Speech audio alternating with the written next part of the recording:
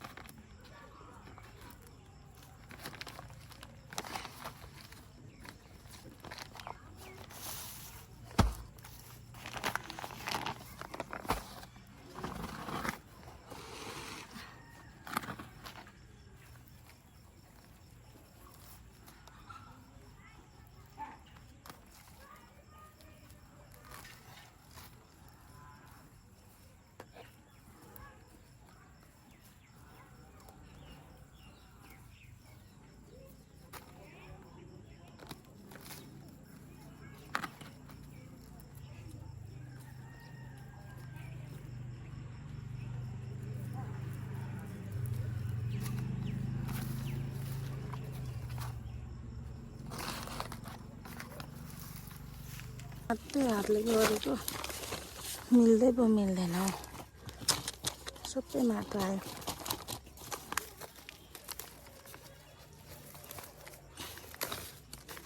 बर्खाको पानीले सबै झारेर आयो। ल यो चाहिँ सबै पिटुनिया फुलहरू हो, नयाँ।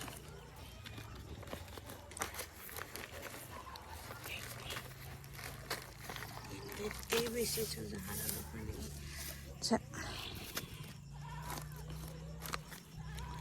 झार के हो यो बुझ्नै गाह्रो। यहाँ छ, यहाँ यत्तिकै छ।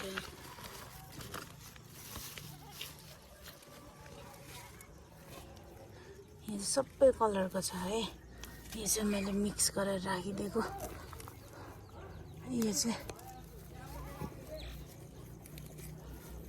यहाँ छ जो यो झार आएर हैरानै पार्छ हो। यस्तै छ है त।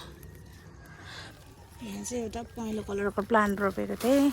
झारले हो कि यो फुल हो, फुलले नै झारले नै फुल ढाकिसके। ल फुल पनि झरे। पिटुनियाको बिरुवा फालिदिन्छु, धेरै छ।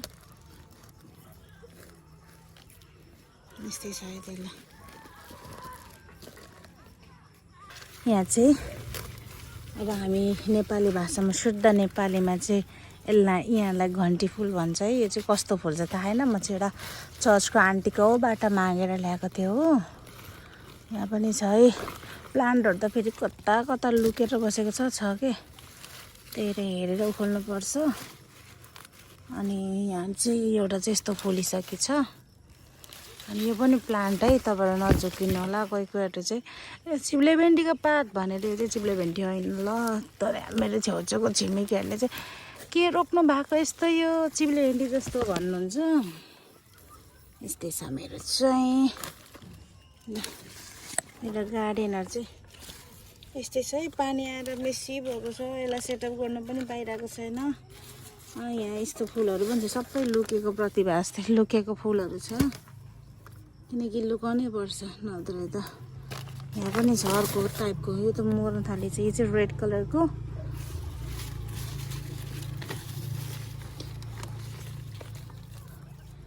यहाँ छ अनि यो पनि यहाँ छ।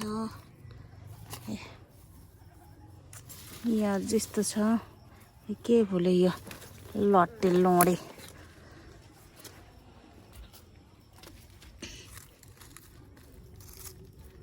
यस्तो हुन्छ। यो हुन्छ नि, यसलाई के भन्छ, के फुल भन्छ होइन। यो चाहिँ बर्खाको समयमा रोप्यो भने चाहिँ सबै पानीले खाइदिँदो रहेछ। मैले सबै सारेको थिएँ, सबै पानीले खाइदियो साथीहरू। के गर्नु। अनि यो चाहिँ स्ट्रबेरी चाहिँ धेरै खायो। अब यो पनि यहाँ फल्दै रहेछ, खायो। यो स्ट्रबेरी पनि धेरै त होइन, अलिअलि। हेर्नु न सबैमा झार नभएको एउटामा पनि छैन। यो चाहिँ म त जस्तोमा नै रोपिदिन्छु है। नयाँ न्यू प्लान्टहरू पनि ग्रो भइरहेको छ। यो सबै स्ट्रबेरीको पातहरू यस्तो छ। माइत गएर आएको घरको हालत यस्तो छ। यो चाहिँ अर्कै कलरको थियो है साथीहरू। अब यसको फुलको नाम पनि थाहा छैन मलाई चाहिँ। यो चाहिँ उदयपुर जिल्लाबाट ल्याएको फुल पनि मर्यो। यो दुइटा चाहिँ धन्न यसरी जाग्दैछ। यस्तो छ। मेरो चाहिँ यस्तो छ नि त, झारले भसक्कै छ मेरो चाहिँ फुलहरू। किन यसरी राखे भन्नुहुन्छ नि, यो न्यू प्लान्ट हो, मैले यसरी राखेको थियो। सबै उयो भएको छ। अरू चाहिँ यस्तो पनि भएको छ। यो पानी परेर सबै हिलै हिलो भएको छ। गोडगाड गर्न पनि पाएको छैन मैले चाहिँ। पाएको छैन भने नि अल्छी लाग्छ हो। आजभोलि त के भएको छ। यति साह्रो प्लान्ट लभर त हो कि अन्त झ्याउ पो लाग्छ हो। अस्ति पानीले जति पानी हाल्दाखेरि नि मर्ने भएको भएर यहाँ छतमा आउन नि अल्छी लाग्थ्यो हो। अनि अहिले चाहिँ पानीले यत्रो झार उम्रेर फुल के हो यो झारबारी कि फुलबारी हो जस्तो भएको छ। त्यही भएको कारणले गर्दाखेरि चाहिँ यस्तो हेर्नु त यसरी सबै मर्छ। मेरो त के भएको यस्तो हो, रुनु त मन लाग्छ। अनि यो चाहिँ अस्तिको हाउरीले यस्तो गमला फुटाइदियो। त्यही भएर मैले चाहिँ यतिकै राखेको छु। किनकि यहाँ राख्नलाई हाम्रो यहाँ रेलिङ छैन, भुइँमा छ। अनि भुइँमा झर्छ, त्यही यो चाहिँ मेरो गमला फुट्यो, दुःख लाग्छ। त्यही भएर यस्तो भएको छ मेरो चाहिँ। सबै फुलहरूमा झारले झकमक्कै बनाएको छ। फुल स्याहार्ने मै हो। योहरू पनि पुरा काटिदिनु पर्ने छ, यस्तो भइरहेको छ। यो पुरानो पातहरू फालिदिनु पर्छ यसको। राम्रो देखिँदैन, झर्ने पो हो कि एउटा हातले गर्दैछु। योहरू डिफ्रेन्ट कलरको छ। योहरू चाहिँ पुरा डिफ्रेन्ट कलरको छ। बिहान चाहिँ मजाले फुल्छ। यो डिल्लिया फुलहरू पनि अर्कै कलरको छ। अहिले चाहिँ अब यसको सिजन नभएर हो कि कुनै फुलेको छैन। सबै झारले भसक्कै छ है त, भसक्कै।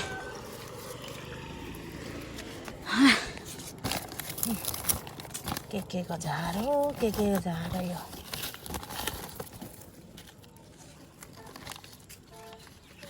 के फुल हो यो। यहाँ चाहिँ यो लालुपाते भनिन्छ।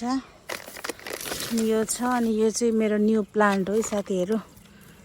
यो चाहिँ यसको दानाबाट आफै उम्रेर यो फलेको फुलेको हो। कस्तो राम्रो भएको छ बर्खाको समयमा पनि। यो चाहिँ अस्तिभरि सबै काटेर दिएको थिएँ, झऱ्यो। सबै काटिदिएको थिएँ, अहिले फेरि हरियो भएर आएछ। अनि यो चाहिँ खास गरी इन्डोर प्लान्ट हो। हामीले चाहिँ इन्डोरमा रोपेको छैनौँ, बाहिरै छ। यस्तै छ हामी त। इन्डोरको आउटडोर, आउटडोरको इन्डोर सबै झारले भ्याइसकेको छ। यस्तो छ हाम्रो चाहिँ। मेरो गार्डन चाहिँ यस्तो छ, लछपत्रै छ। भुइँमा झर्छ, त्यही भएर केही गरेको छुइनँ मैले चाहिँ। हाम्रो छिमेकीहरूको यस्तो छ। यहाँ पनि छ कोही चाहिँ। अनि यहाँ पनि छ न्यू प्लान्टहरू चाहिँ जता पनि छ। हेर्नु त दिन त कतिको अल्छी छ भनेर चाहिँ यहीँबाट थाहा हुन्छ। यस्तो साथीहरू, थ्याङ्क यू फर वाचिङ। मेरो गार्डनिङको कस्तो लाग्यो भिडियोहरू कमेन्ट गरिदिनु होला। अनि त्यही हो साथीहरू, यसरी नै माया गरिदिनु होला। Thank you for watching. Bye by.